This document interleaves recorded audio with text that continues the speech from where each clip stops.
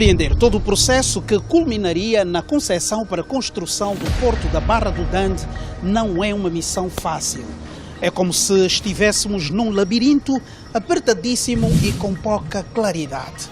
Este negócio bilionário começou a ser desenhado em 2017 com a publicação em Diário da República do Decreto Presidencial 207/17 de 20 de setembro. Na altura, o Conselho de Ministros tinha acabado de aprovar o projeto de construção do Porto da Barra do Dande, com uma extensão de cerca de 198 mil quilómetros quadrados. Uma zona franca e uma zona económica.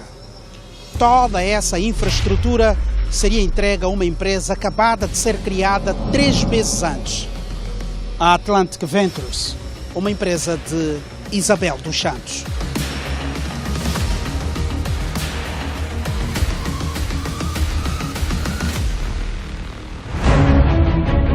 Para que fique claro, a assinatura deste decreto aconteceu 6 dias antes da tomada de posse do presidente eleito João Manuel Gonçalves Lourenço. Mas então, qual a razão para a criação do Porto do Dande? É sabido que em 2008 o presidente cessado da República anunciou das eleições, anunciou 2 grandes projetos fundamentais. A construção do novo aeroporto internacional de Luanda e a construção de um novo porto na Barra do Dande, um porto hub, dizer, um porto pivô, um porto de grande dimensão, um porto que faz cargas de transshipment, cargas de trânsito com navios feeders, que são navios pequenos, e com os navios grandes, que são chamados navios madas. Quer dizer que nós teríamos um grande porto que havia de crescer em Angola e que se situaria na Barra do Dande, em 2008. O que se dizia na época era que o Porto de Luanda, com a evolução registada nos últimos anos nas operações portuárias e com as projeções de tráfego realizadas, não logrará a curto prazo satisfazer as necessidades de estiva e movimentação de cargas e descargas exigidas pelo comércio nacional e internacional. É aí que surge a Atlantic Ventures, constituída meses antes da aprovação do decreto presidencial que aprova o projeto de criação do Porto da Barra do Dande. A Atlantic Ventures, Sociedade de Desenvolvimento e Gestão Portuária S.A., constituída no dia 13 de junho de 2017 em sociedade anónima com sede em Luanda, na Ingombota, Rua Rainha Ginga, prédio número 177, quinto andar, com um capital de 4 milhões de kwanzas. Fomos à Rua Rainha Ginga confirmar o endereço e em busca do contraditório.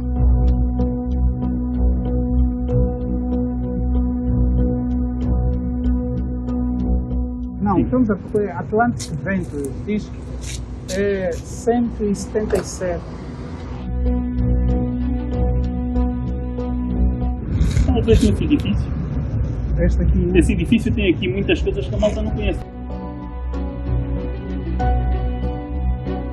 Depois de algumas imprecisões, chegamos ao endereço. Na conversa com os seguranças, uma revelação. Da Control, é Isabel dos Santos.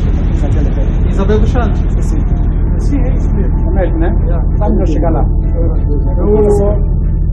Eu já no quinto andar vai dar conta também. Aquilo é o escritório dela? Sim. Aqui, todos sabem que a empresa e o escritório são de Isabel dos Santos. Seguimos a indicação e usamos as escadas para chegar ao quinto andar de um prédio velho, sem iluminação nas escadas, muito menos com elevadores. Situação que contrasta com uma empresa que assina contratos milionários. À porta, nada que liga o lugar à Atlantic Ventures. Quem nos atende revela que a Atlantic Ventures não funciona neste endereço há já alguns anos. Funciona aqui ainda, Atlantic Ventures? Não, o escritório não é aqui. Onde é que é? É em Talatona. Em princípio, no edifício. Como chama o edifício? Da Soclinker. Mas já esteve aqui? Sim, funcionou aqui. A nossa investigação revela agora a estrutura acionista da Atlantic Ventures, Sociedade de Desenvolvimento e Gestão Portuária S.A. 99% das ações pertencem ao cidadão Fidel Quiluange Assis Araújo, 0,25% a António Silvano Duarte e igual percentagem a Nelsi Silva Inglês Soule, António Yuri Augusto e Noémia da Luz Reis.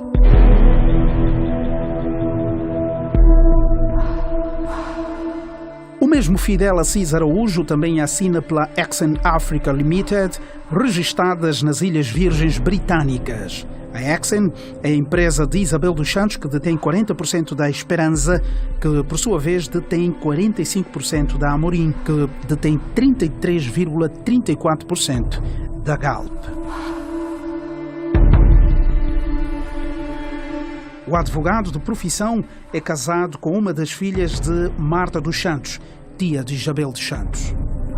Documentos em nossa posse mostram que Isabel dos Santos usou o nome do seu cunhado, Fidel Assis Araújo, para registar a Niária Holding, a empresa que o ex-presidente José Eduardo dos Santos concedeu um contrato de cerca de 3 milhões para que a empresa apresentasse o projeto, base e documentação para a construção do aproveitamento hidroelétrico de Caculucabaça.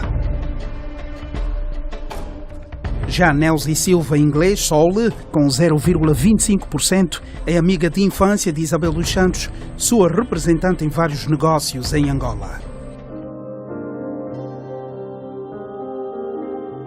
Ela é a responsável de projetos da Urbinvest, de Isabel dos Santos, que ficara com o plano diretor de requalificação urbana da Península do Mussulo e Luanda.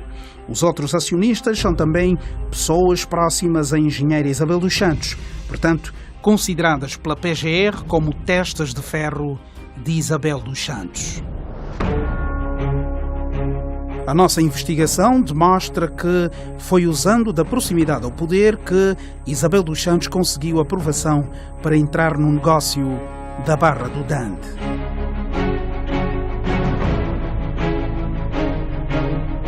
Criada 2 meses antes do decreto presidencial que aprova o projeto do Porto do Dande, segundo especialistas, por acesso a informações privilegiadas, sem experiência comprovada, deixando para trás empresas que podiam disputar por concurso público a concessão do Porto do Dande, é sobre a Atlantic Ventures que recai a escolha direta em decreto presidencial.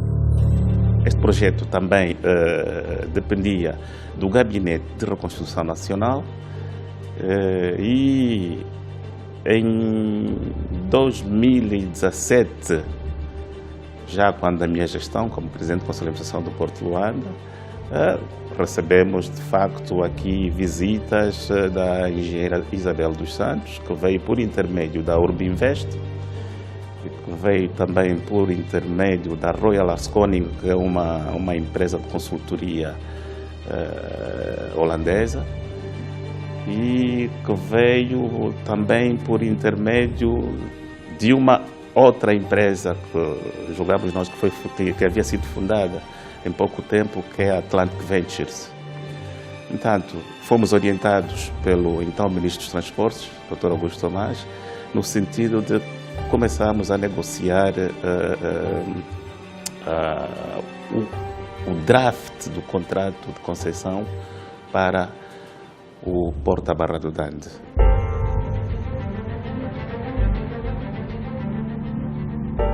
Esta concessão traz já consigo instrumentos de blindagem que colocam o Porto de Luanda numa posição subalterna, abrindo uma longa estrada para a Atlantic Ventures fazer milhões de dólares e brilhar sozinha. Ao Porto de Luanda, o decreto obriga a entrar como parceiro no negócio com capital social de até 40%. o Porto de Luanda, num prazo de 3 anos, tinha que deixar de existir aqui no Porto de Luanda. Fecharmos o Porto de Luanda e, entretanto, seguirmos todos para a Barra do Dande. Mas o Conselho de Administração também tinha que deixar de existir, quer dizer, que a administração do Porto do Dande seria feita diretamente pela Atlantic Ventures. O decreto número 62/07 de 13 de agosto, no seu artigo 1º, faz referência que é constituído com reserva do Estado o terreno a ser utilizado pelo Governo para a construção de um porto, de uma base naval e de um estaleiro na nova cidade do Dande, com uma área de 197.287 km². Isabel dos Santos ficaria com uma extensão de terra maior que Portugal, Senegal, Tunísia, Grécia e Cuba.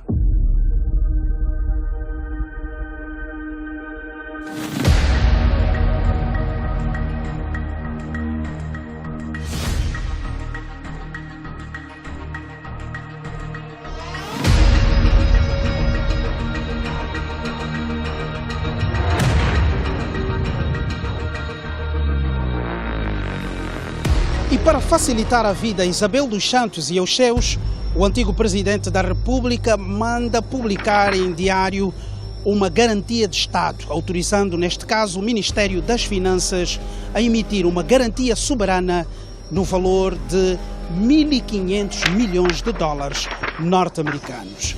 É o Estado angolano a aparecer como avalista da Atlantic Ventures. No caso de esta empresa não honrar os compromissos com entidades financeiras, quem pagaria o valor é o Estado angolano.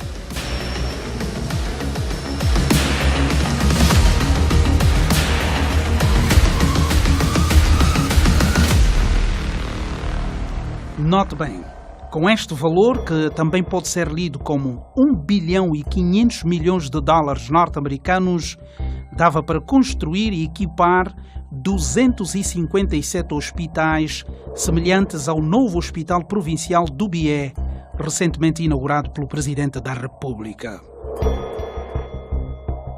Toda a área à concessão do Porto da Barra do Dande é atribuído o estatuto de Zona Franca. A área adjacente à concessão é implementada uma Zona Económica Especial e o caderno de encargos seria apresentado pelo Departamento Ministerial competente. A Zona Económica Especial do Dande seria constituída por um período inicial de 60 anos. Isso quer dizer que a Zona Económica Especial estaria nas mãos de Isabel dos Santos e sócios até 2095. O Estado concedeu o direito de se construir um porto, explorar esse porto durante 30 anos. Ao fim desses 30 anos, o porto é do Estado. Mas, durante todos estes 30 anos, o Estado recebe uma renda fixa e variável do porto, bem como as taxas, e também, obviamente, participa na toda a parte da supervisão, toda a parte da autoridade, ou seja, toda a parte que é a parte da autoridade do Estado, ele continua a exercer dentro do porto, ele não se ausenta. Mas o investimento é realmente um investimento privado. Portanto, como se trata de um investimento privado, a lei que se aplicou foi a lei das concessões e não a lei da contratação pública. Regra geral, não se constrói um porto sem que se realiza concurso público internacional, porque os portos custam muito caros. Portanto, entregar a uma única pessoa, a uma única empresa, não nos pareceu correto. Regra geral, seguindo as normas, não só a nossa legislação, que também não permite, e seguindo as normas internacionais, não nos pareceu correto esta atitude. Entregar a alguém uma estrutura, uma infraestrutura como aquela, e ser gerida e construída por entidades singulares, isso não nos é correto. Não é correto para o país e nem para o mundo, não é? Porque nunca havia um porto a ser construído por uma pessoa e que detém um determinado valor, que nós sabemos como, porque primeiro é que podemos ver logo pelo valor da garantia soberana que aí existia, não é? Que significa dizer que o próprio Estado é que se estava a endividar. Portanto, não é correto. não é correto. Quer dizer que o pensamento aí não foi bem-vindo. Os custos totais da primeira fase do projeto foram avaliados em 2.500 milhões de dólares norte-americanos, incluindo todo o investimento, estruturação legal e financeira do projeto, custos financeiros, não financeiros e margem para a inflação.